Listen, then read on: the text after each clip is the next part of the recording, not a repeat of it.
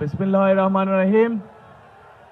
আজকের এই নির্বাচনী জনসভায় উপস্থিত ফরিদপুর, শরীয়তপুর, গোপালগঞ্জ, মাদারীপুর এবং রাজবাড়ী থেকে আগত প্রিয় ভাই ও বোনেরা, আসসালামু আলাইকুম।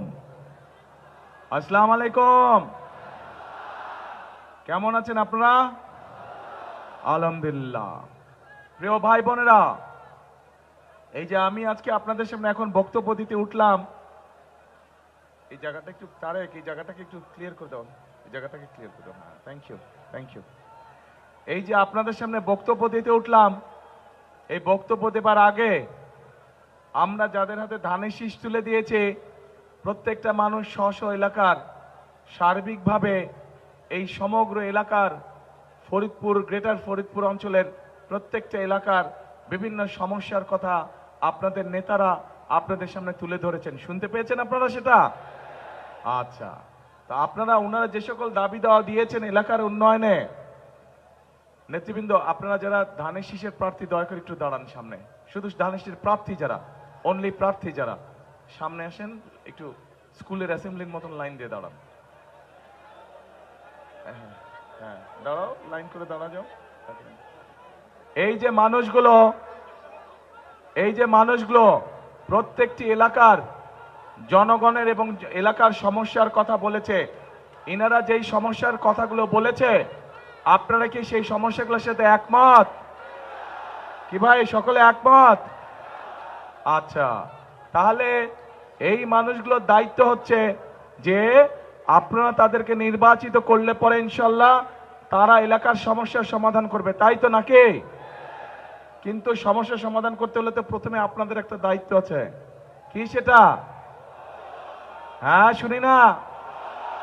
কোথায় ভোট দিবেন? কোথায়? রাইট, ধানের শীষে যদি ভোট দিয়ে এদেরকে জয়যুক্ত করেন, ইনশাআল্লাহ বিএনপি সরকার গঠন করলে এই মানুষগুলো এলাকার জন্য কাজ করবে এবং এদের পিছে আমি দাঁড়িয়ে থাকবো যে কি হলো, কাজ করো না কেন তোমরা? কাজে আপনারা একটু ধানের শীষ উঁচা করেন, আপনাদের হাতে ধানের শীষলা। এদের সকলের হাতে আমি দলের পক্ষ থেকে ধানের শীষ তুলে দিয়ে গেলাম। 12 তারিখ পর্যন্ত এদেরকে আপনারা দেখে রাখবেন। নির্বাচিত হলে পরে ইনশাল্লাহ 13 তারিখ থেকে এদের দায়িত্ব হচ্ছে 24 ঘন্টা আপনাদেরকে দেখে রাখা। ধন্যবাদ, বসেন।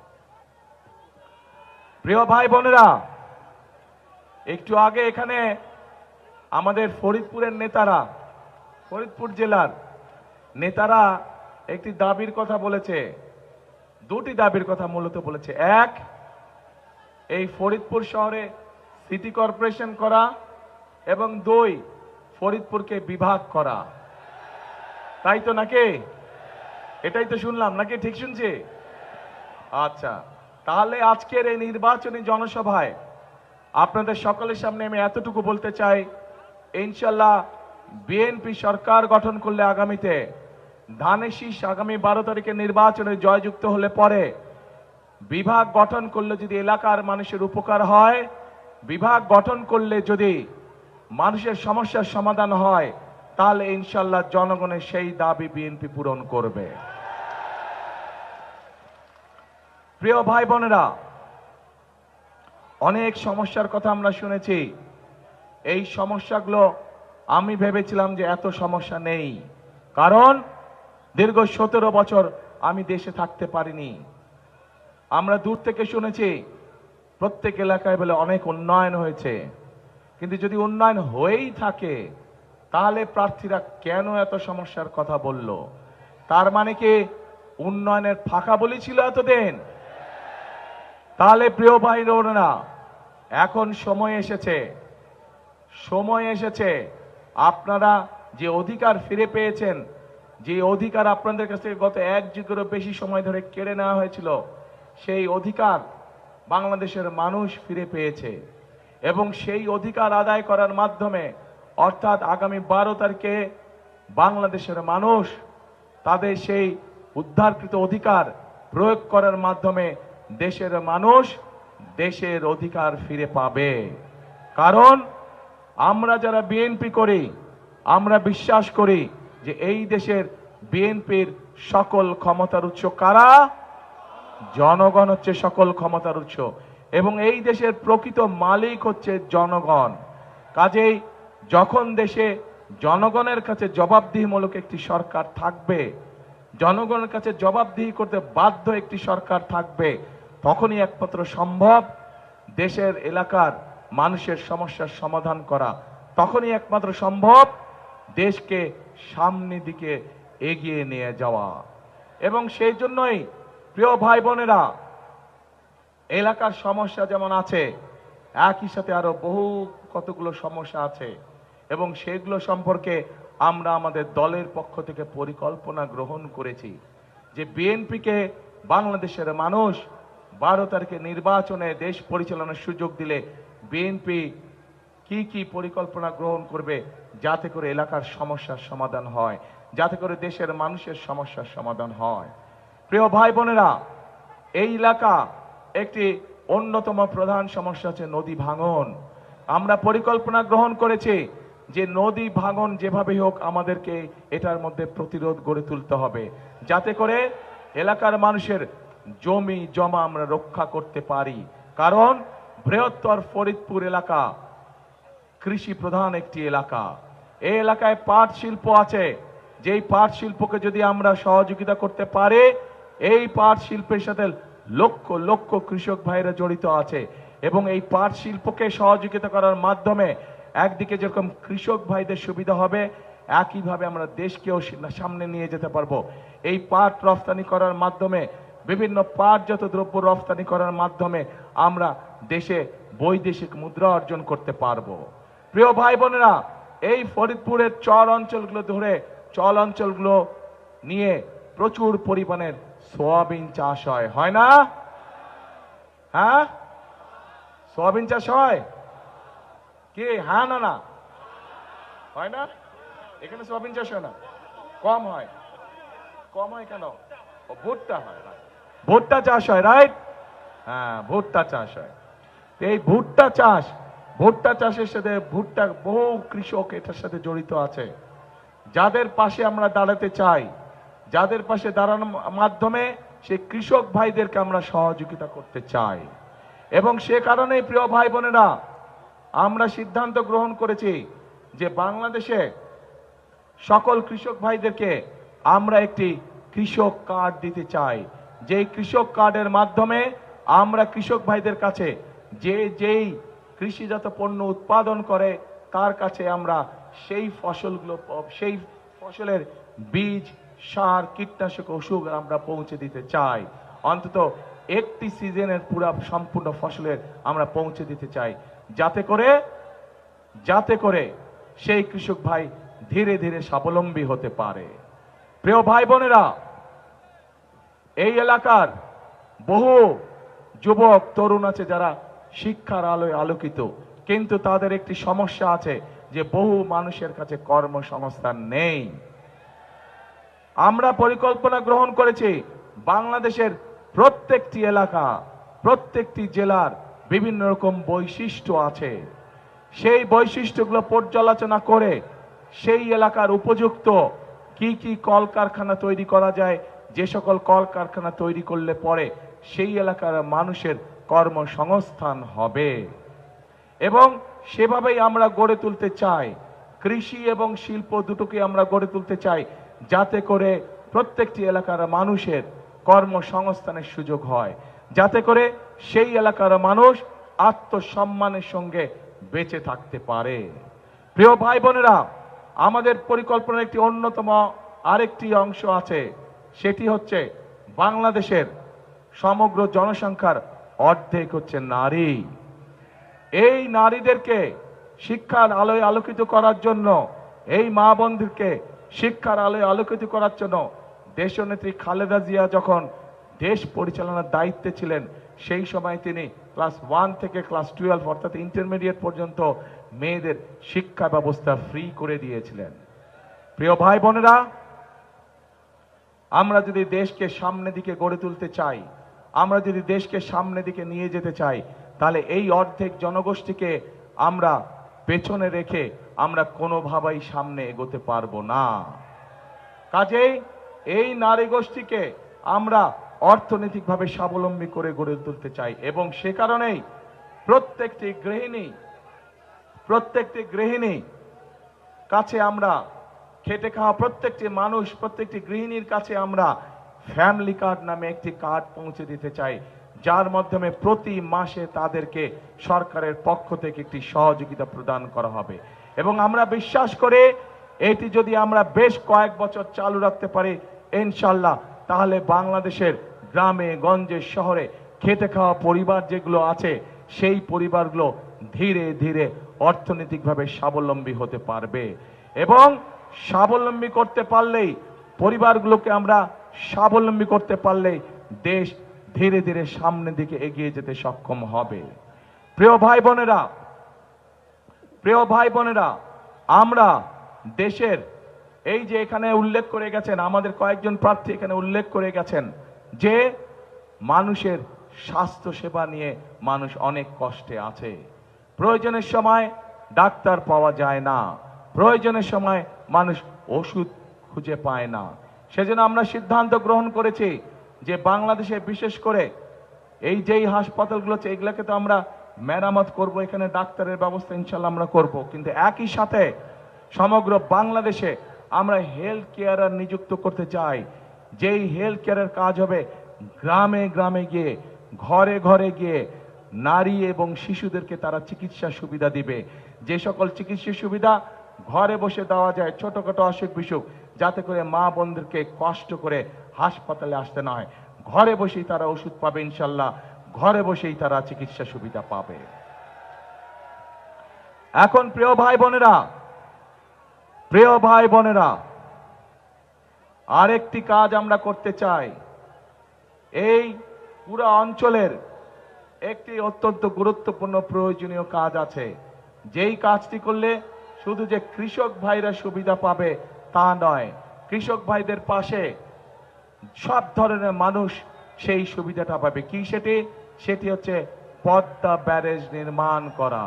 প্রিয় ভাই বোনেরা, এই সমগ্র অঞ্চলকে ঘিরে আমরা পদ্মা ব্যারেজ নির্মাণ করতে চাই, যাতে করে ড্রাই সিজনে, শুকনা মৌসুমে এই এলাকার মানুষের পানির কষ্ট না থাকে, চাষাবাসের কষ্ট না থাকে। সেই জন্য আমরা পদ্মা ব্যারেজ নির্মাণ করতে চাই।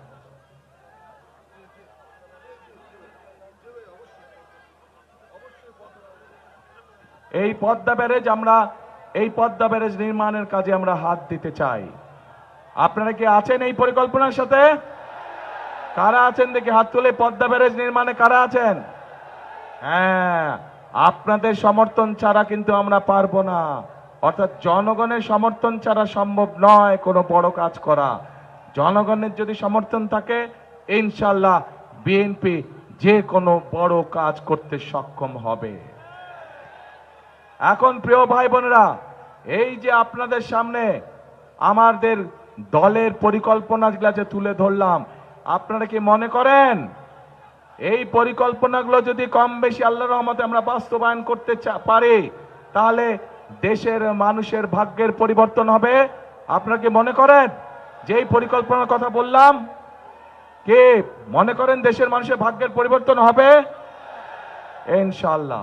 কিন্তু প্রিয় ভাই বোনেরা, এই পরিকল্পনাগুলো তো হলো বিএনপির পরিকল্পনা। বিএনপি ইনশাআল্লাহ জনগণের রায় পেলে এগুলোকে বিএনপি বাস্তবায়ন করবে। কিন্তু জনগণের পক্ষ থেকে তো একটি পরিকল্পনা থাকতে হবে। জনগণের সেই পরিকল্পনাটা কি আপনাদের কাছে একটু আমি জানতে চাই। জনগণের পরিকল্পনা কি? 12 তারিখে কোনো পরিকল্পনা আছে জনগণের? কি পরিকল্পনা জনগণের 12 তারিখে? হ্যাঁ, রাইট, ধানের শীষে ভোট দিতে হবে। ধানের শীষ যদি নির্বাচিত হয় ইনশাআল্লাহ পর্যায়ক্রমিক ভাবে যেই প্রতিশ্রুতিগুলো আপনাদের, যেই দাবিগুলো আপনারা উপস্থাপন করেছেন, আপনাদের সরকার বিএনপি সরকার ইনশাআল্লাহ সেগুলো বাস্তবায়নের কাজে হাত দিতে পারবে। এখন প্রিয় ভাই বোনেরা, এই যে মঞ্চ, এই মঞ্চের পাশে ছোট্ট একটি মঞ্চের মতন আছে, সেখানে কিছু মানুষ বসে আছে। একটু দূরে আরেকটি মঞ্চ আছে, সেখানে লেখা আছে মুক্তিযোদ্ধারা। আর তার সামনে এখানে যে মঞ্চ আছে, মঞ্চের পাশে কিছু মানুষ চেয়ারে বসে আছেন। এই মানুষগুলো কারা জানেন? এই মানুষগুলো হচ্ছে সেই মানুষগুলো, ওখানে মুক্তিযোদ্ধারা আছেন, এ পাশে কতগুলো মানুষ বসে আছে। তারা বিগত 15 বছর 16 বছর বিভিন্ন সময় তাদের আপনজন কাউকে না কাউকে তারা হারিয়েছেন। সেই জুলাই আগস্ট আন্দোলনে এবং তার আগে গত 1 যুগ ধরে যখন সেই স্বৈরাচার যারা 5 তারিখে পালিয়ে গেছে, তারা যখন বাংলাদেশের মানুষের ঘাড়ে বসেছিল, সেই সময় এই মানুষগুলো তাদের আপনজনদেরকে হারিয়েছে। প্রিয় ভাই বোনেরা, 1971 সালে মুক্তিযোদ্ধারা জীবন বাজি রেখে দেশকে স্বাধীন করেছিলেন। ঠিক একইভাবে বিগত 1 বছর সহ বিভিন্ন সময় এই যে স্বজনেরা মানুষগুলো, তাদের স্বজনেরা যারা গুম হয়ে গিয়েছে, যারা খুন হয়ে গিয়েছে, যারা অত্যাচার নির্যাতনের শিকার হয়েছে, এই মানুষগুলো আপনাদের যে ভোটের অধিকার, যে পরিকল্পনা আপনারা 12 তারিখে বাস্তবায়ন করতে চান, সেই অধিকার যাতে আপনারা ফিরে পান, তার জন্য তারা রাজপথে থেকে জীবন বাজি রেখে যুদ্ধ করেছে এবং গুম খুনের শিকার হয়েছে, নির্যাতনের শিকার হয়েছে। প্রিয় ভাই বোনেরা, 71 সালে মুক্তিযোদ্ধারা দেশ স্বাধীন করেছেন।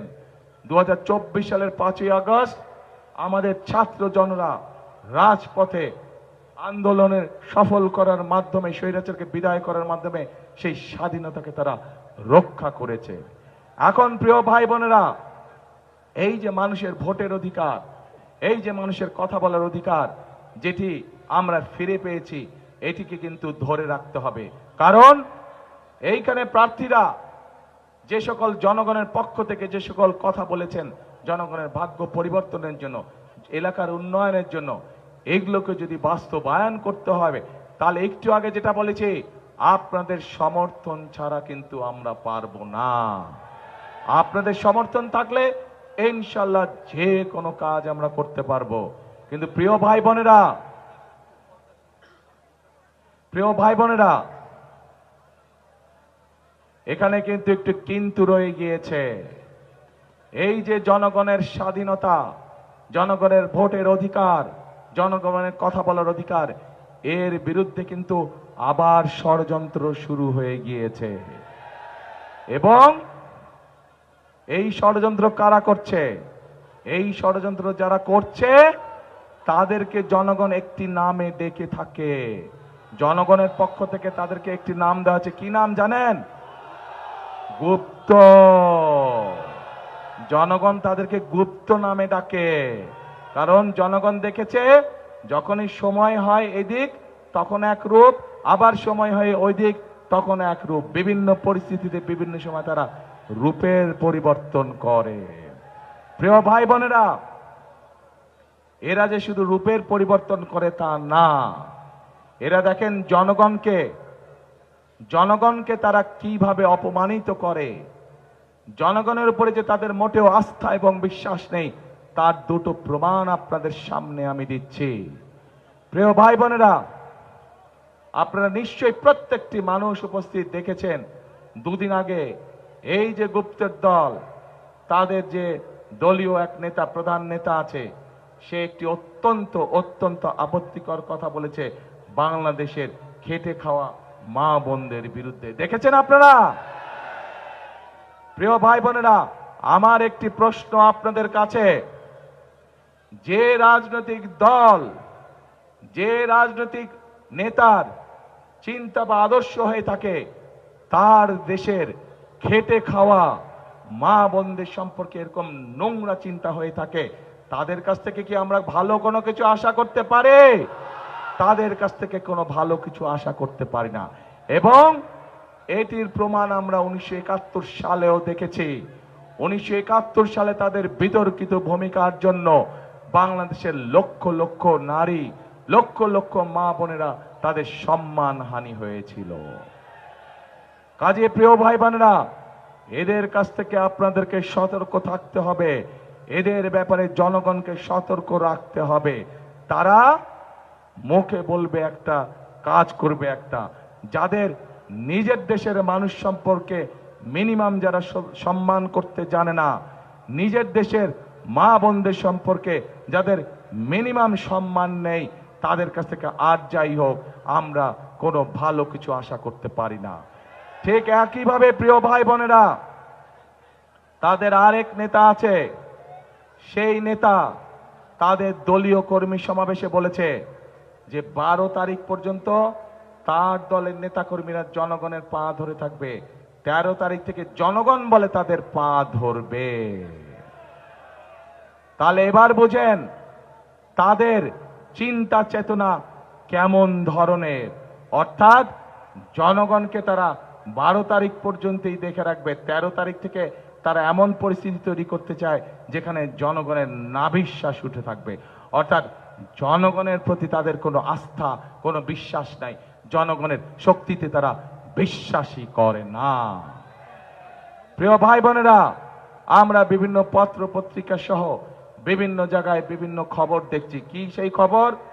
এই গুপ্তদের বিভিন্ন লোকজন বিভিন্ন জায়গায় গিয়ে, বিশেষ করে মা বোনদের কাছে গিয়ে তারা বিকাশ নাম্বার চাইছে, তারা এনআই কার্ড চাইছে। দেখেছেন না আপনারা? দেখেছেন এই সংবাদ? ওকে, এখন কেন চাইছে? তারা বাংলাদেশের মানুষের সাথে অনৈতিক আচরণ করছে, অথচ আমরা দেখে অন্যদিকে তারা বলে সৎ মানুষের শাসন দিবে। আরে ভাই, আপনার কাজটাই তো আপনি শুরু করছেন অনৈতিক বিষয় দিয়ে। যেখানে আপনি নিজেই অনৈতিক বিষয় দিয়ে কাজ শুরু করছেন, সেখানে আপনি কি করে আশা করেন, জনগণ কি করে আশা করবে যে আপনারা সৎ মানুষের শাসন দেবেন? নিজেরাই তো অসৎ কাজ করে বেড়াচ্ছেন। প্রিয় ভাই বোনেরা, আজ তাই আসুন, বহু বছর, বহু ত্যাগ, বহু বিসর্জনের মধ্যে দিয়ে বাংলাদেশের জনগণ তাদের হারিয়ে যাওয়া অধিকার ফিরে পেয়েছে। কাজে এই অধিকারকে আমাদের যে কোনো মূল্যে ধরে রাখতে হবে। ষড়যন্ত্র চলছে, কাজেই ষড়যন্ত্র সম্পর্কে সতর্ক এবং সজাগ থাকতে হবে। আমরা যদি এই ষড়যন্ত্রকে ইনশাল্লাহ 12 তারিখে ঠেকিয়ে দিতে পারি, 13 তারিখ থেকে বাংলাদেশে জনগণের শাসন কায়েম হবে। আমরা যদি এই ষড়যন্ত্রকে ঠেকিয়ে দিতে পারি, তাহলে ইনশাল্লাহ 13 তারিখ থেকে বাংলাদেশের কাছে জবাবদিহিমূলক শাসন ব্যবস্থা প্রতিষ্ঠিত হবে। এবং প্রিয় ভাই বোনেরা, আমরা আন্দোলন করেছি অনেক, সংগ্রাম করেছি অনেক রক্তক্ষরণ হয়েছে, বহু মানুষ পঙ্গু হয়েছে। এখন সময় এসেছে, দেশ গঠনের সময় এসেছে। আমাদেরকে দেশ গঠন করতে হবে, আমাদেরকে খাল খনন করতে হবে, আমাদেরকে নতুন স্কুল কলেজ তৈরি করতে হবে, আমাদেরকে মিল কারখানা তৈরি করতে হবে, আমাদেরকে খাল কাটতে হবে, আমাদেরকে নতুন নদী খনন করতে হবে, আমাদেরকে কৃষকদের সুবিধার জন্য হিমাগার তৈরি করতে হবে। আমাদেরকে এরকম বহু কাজ আমাদের বাকি রয়ে গিয়েছে। কারা আছেন এইসব কাজে অংশগ্রহণ করতে চান, দেশকে পুনর্গঠন করতে চান? ইনশাআল্লাহ আসুন। আজকের এই জনসভার প্রধান লক্ষ্য হবে, আজকের এই জনসভার প্রধান শপথ হবে, করব কাজ, গর্ব দেশ, সবার আগে বাংলাদেশ। কে এই জনসভার আজকে প্রধান শপথ? কে করব কাজ, সবার আগে? ঠিক আছে, ঠিক তো? দেশ গঠনে আছেন তো সবাই? আবার জিজ্ঞেস করি, কারা কারা দেশ গঠনে নাই হাত তুলেন? নাই কারা কারা হাত তুলেন আগে? নাই কারা কারা আগে হাত তুলেন? কে? এদিক সরো, চাপো দেখ। দেশ গঠনে নাই কারা কারা? ওই স্বৈরাচার আর গুপ্তদের সাথে আছেন কারা কারা? হাত তুলেন দেখে। কেউ নাই? তাহলে দেশ গঠনে আছেন কারা কারা? হাত তুলেন। আলহামদুলিল্লাহ। আসেন প্রিয় ভাই বোনেরা, আজকে থেকে আমরা শপথ দিলাম, সামনে আমাদের কাজ একটাই, দেশ গঠন এবং মানুষের ভাগ্যের পরিবর্তন। আল্লাহ হাফেজ। বাংলাদেশ জিন্দাবাদ। বাংলাদেশ